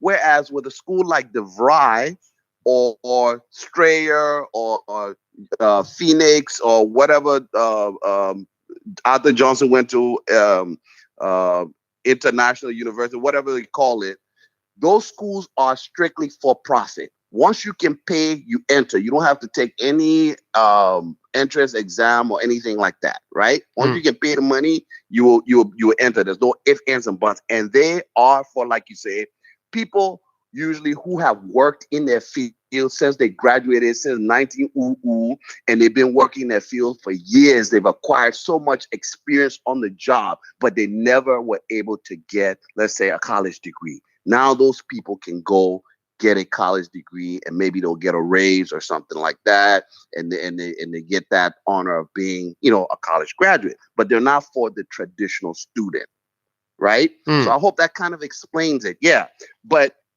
to say online degree is a problem, no, not necessarily, because even at Auburn, when I did my physician executive MBA program, we did part of it online through having our lectures where we could watch the professors giving the lectures, and then we could do our work, mail it in, or do it through some sort of portal on the computer and whatnot. But we had to go on the campus for what are called residencies for like a week every so often during the semester, right? But some of these schools, like what Arthur Johnson went to, they don't even have a building, let alone a school campus that you go to sit down and talk to lecturers. You're doing it strictly through, correspondence or online through people that you never see. Once you pay your money, you get your degree. Now, in Arthur Johnson's case, most situations in America, people get a Juris Doctor. That's a doctorate degree for lawyers after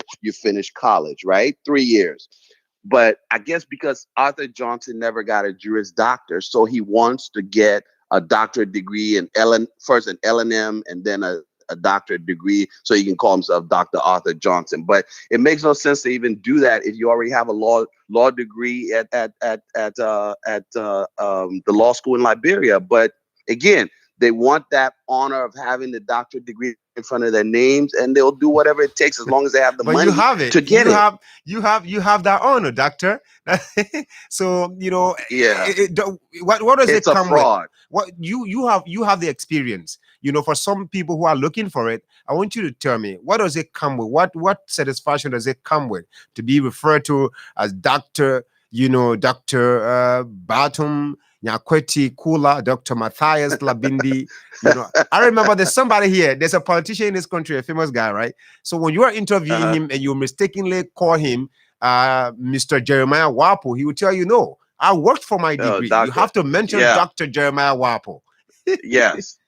Dr. Jeremiah Wapo, he's right. He worked for his degree. And I have somebody that I know who says that too. She worked for her degree, so she likes to be called Dr. Kula. But the reality is those that work for their degree knows what it takes to actually work for a PhD or even get an MD. It's a lot of work. Especially the people who get PhD, they do a lot of writing. They almost write like a book. It's called a dissertation. It's a lot of work.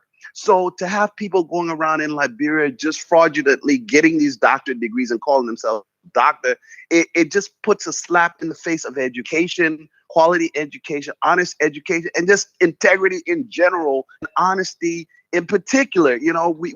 We have to be more honest with ourselves. But because, like I said, Liberia puts a premium on education, and a lot of our people are uneducated, and a lot of our people look up to educated people. So that's why these people are fighting to get these degrees by any means necessary, whether it's an honorary degree and calling themselves doctor, or whether it's getting some of these quick online degrees and calling themselves doctor. That's the problem. But in the U.S., yes, when you're called a doctor, Dr. Marlene Katz, a lot of our professors in college are all doctorate degrees. The little college I went to, all of our professors are doctors. You cannot be just an ordinary person and teach people that are in college. So most of our professors are doctors. Yes, when you go to medical school and other things, you're a doctor. Of course, those with law that have JDs, they don't call them doctor. But yes, when you do have a doctorate degree, people know in this country you have earned it You've done it through hard work, through diligence, through a lot of dedication, a lot of sacrifices, and they respect you. That's why they look upon people that use honorary doctorate degrees as frauds, because you're taking a shortcut. You're cheating those who work for the degree. You're cheating them and presenting yourself on as what you're not. And that's why Peabody looks like a fraud, and Dr. Weir looks like a fraud. Mr. Weir. Okay. Ambassador Weir looks like a fraud. Thank you. He's Dr. Bathim Nwakwiti Kula. He's our guest there all the way from Atlanta, Georgia. Let's hear from this young man first, Martin Colley, and then other of you now can join the line. The numbers are 07777 107, 077221223. The numbers you can call us on to participate on the program this morning. This is straight from the Heart and Sky, 107.1. Our guest is there in the USA, Atlanta, Georgia, by the way. So Martin Colley is on the line. Martin, good morning. Good morning, Matthias. Good morning to Sky FM family. Good morning to the Liberian people. A minute, 30 seconds. Good morning to Dr. Kula. You listen to Dr. Kula. What's your take? I just joined the program and I'm listening to Dr. Kula. Very salient points. I just want to appreciate his contribution to national development. In addendum to some of the things he said, you just asked a question about the authenticity of an online university or an online school. What makes an online school reputable? Now, in the US, if you look at the policy of CHEA, C-H-E-A, Council for Higher Education Accreditation, there are two different categories or types of accreditation. Number one, you have regional accreditation. Number two, you have national accreditation. So for any legit online school or any university to operate in the US, you must have an accreditation from CHEA. Either you have a regional accreditation or a national accreditation. That is the foremost requirement, or that is the foremost benchmark that makes an online school legitimate or authentic. The second thing is, Dr. Kula talked about the different types of doctorate degrees, including honorary. I just provided an analysis, a full analysis about honorary degree, because in my opinion, Matthias, it seems like more Liberians are having honorary doctorate degrees than people who earned academic and professional doctorate degrees, because there's difference between honorary doctorate degree and academic and professional doctorate degrees. Now, you see people using the title doctor in Liberia. Most of them have honorary doctorate degree, and it is wrong. It is wrong to be called doctor. I just provided all the proofs on my page, and they are benefiting from this title. Some of them have big jobs. Some of them are ministers. Some of them very simple. And honor is just an honor or an award. It is not exactly a degree. An honorary degree is not earned. It is conferred. It is only intended to honor someone who made it into society or specific. That's all. You didn't work for it. You didn't go through the requirements, the courses. You didn't write dissertation. You didn't do assignments. So this is not an earned degree. Therefore, the title should not be used. Okay. However, here is the rule. Dr. Kula said it is very simple. From the conventional perspective, Matthias, you can only use the title between you and the school. So if the University of Maduro, for example, confers on me, Martin K. College, honorary degree, if I'm addressing a letter to the University of Liberia, or I'm addressing a correspondence to the University of Liberia, that is when I go right to the university addressing a letter to me. Then they can address me as Dr. Martin K. College, because they confer the honorary degree on me. That's the rule. But it's unfortunate that most people have honorary doctorate degrees, some of them even from Bible schools in Liberia. How is it reasonable or rational? Okay, man. Martin. Bible school in Peaceville to confer an honorary degree. The other day I raised a national debate, Matthias. And the debate was very loud. I said Abolish food doesn't even give the degree. No university in Liberia should confer honorary degree. The reason is very simple. Because no university in Liberia offers academic doctorate or PhD. So you cannot give our what you don't have. We gotta go, Mountain. If you look at you don't have PhD, it makes no sense. Okay. Check around the region. Check across the world. Most of the schools that confer honorary degrees, they do offer PhD and doctoral degrees. Come again? Okay. No, I think Dr. Kula is agreeing with you because, like the University of Liberia, I don't know whether it offers PhD, and then it confers on President George Weah doctor degree. Yeah, Martin. All right. So yeah, we have to go. Let me take you there on the line. If you're there, call us on the numbers 0247. Are you a respecter of higher education? Do you believe in quality education? Do you believe in honest education? That's exactly what we're looking at here this morning. Do you feel guilty that we're talking about this? Do you always call somebody doctor and you discover that the person is actually what the person has is not an earned degree, but something that was conferred? Do you now feel guilty? You want to take by your words now? All right. But let's hear you. Good morning. Matthias. Good morning, sir. Let's hear you. Even though the weather is gloomy, I will say good morning to Dr. Kuda. If I'm pronouncing the name right, if I'm not, please, I'm waiting to be corrected. Dr. Kula, yeah, you're right. He got me thinking on my twin sister this morning at Atlanta, Georgia, USA. This program is interesting. No, 911. I'm listening. This is about the hospital you're talking about. Now we're talking about doctor in terms of degree. Now people go to university. It also fails to that.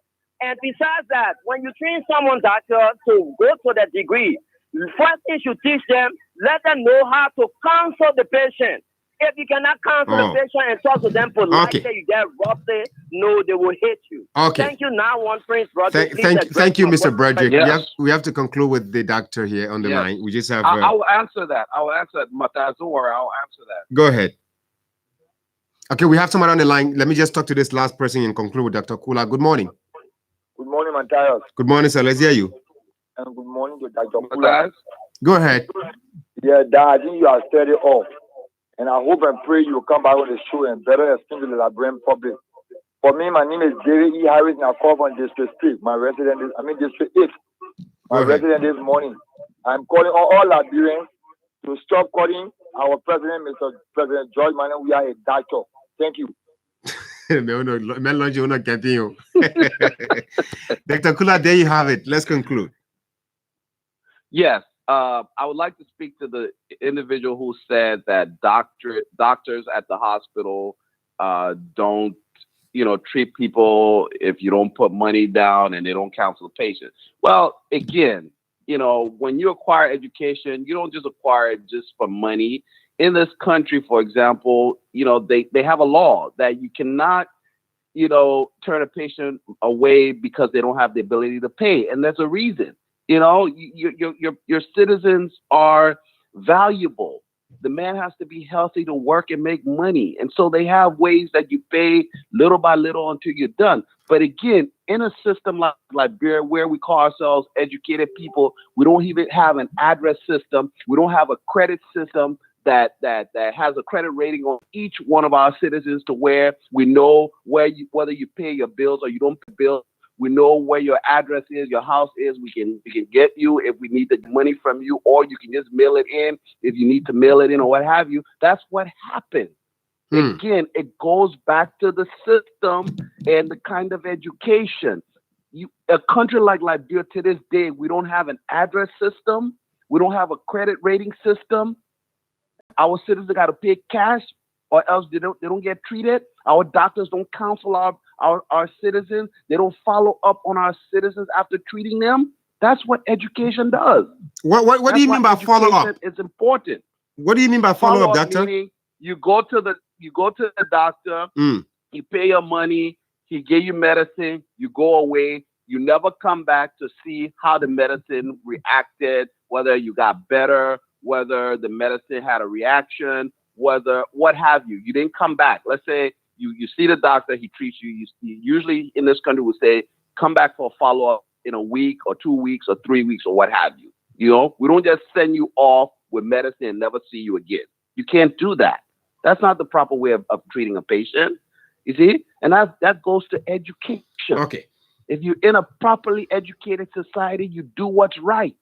You do what's honest. Don't turn somebody away that's dying.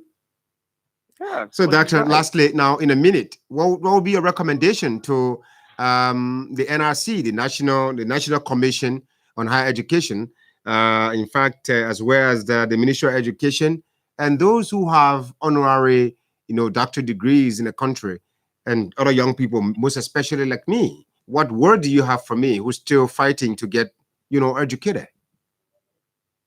Well, first, let me talk to you, then I'll talk to the national education and other people. Those of you that are trying to get your honest education, continue to do so. People see you.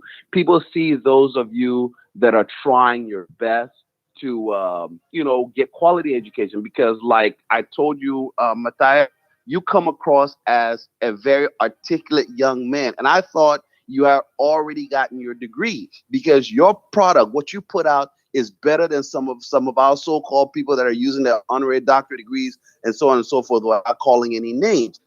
So I think people should follow your lead, and those of you that are there acquiring your education, continue to hang in there, do your best. People see you, people will reach out to you and help you when you're honest about it. But if you're trying to take shortcuts, and people don't normally like to deal with people who try to take shortcuts, or people who try to defraud the system, or people who try to defraud individuals. 30 seconds, Doc. To the national. 30 seconds, Doc. Now to the National Education Commission, you should be doing what Martin K. Cully is doing. Martin K. Cully should not be the only one trying to show those who are fraudulent doctorate degree holders. He shouldn't be the only one trying to show what quality education is about. He shouldn't be the only one writing here and there. The National Institutes of Education or Higher Education, the Educational Department, Ministry of Education should be doing this. Okay. Get our country right. Thank you. Thank you so much. It's Dr. Barton Nyakwiti Kula. He's been my guest for about an hour now, talking about the importance of acquiring honest education. He joined us this morning from the United States, Atlanta, Georgia. Specifically, our motivational message this morning says, if you want to be powerful, educate yourself. And not just any kind of education.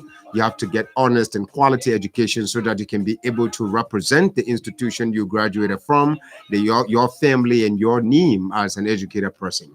My name is Matthias Labindi. Join me this afternoon from 3 to 4 o'clock on the program Nothing to Hide. We want to apologize to you, those of you who followed our program every time. This morning we experienced a little interruption in the VOA. It was something technical glitch from their end. So we want to apologize for that. Thank you. We're now joining the BBC. Witness the scene. The building shook, and then I looked out the window, and you couldn't see or something coming in. And then what happened was when the dust cleared, there was the back half of the building, or back 2/3 of the building was gone. It's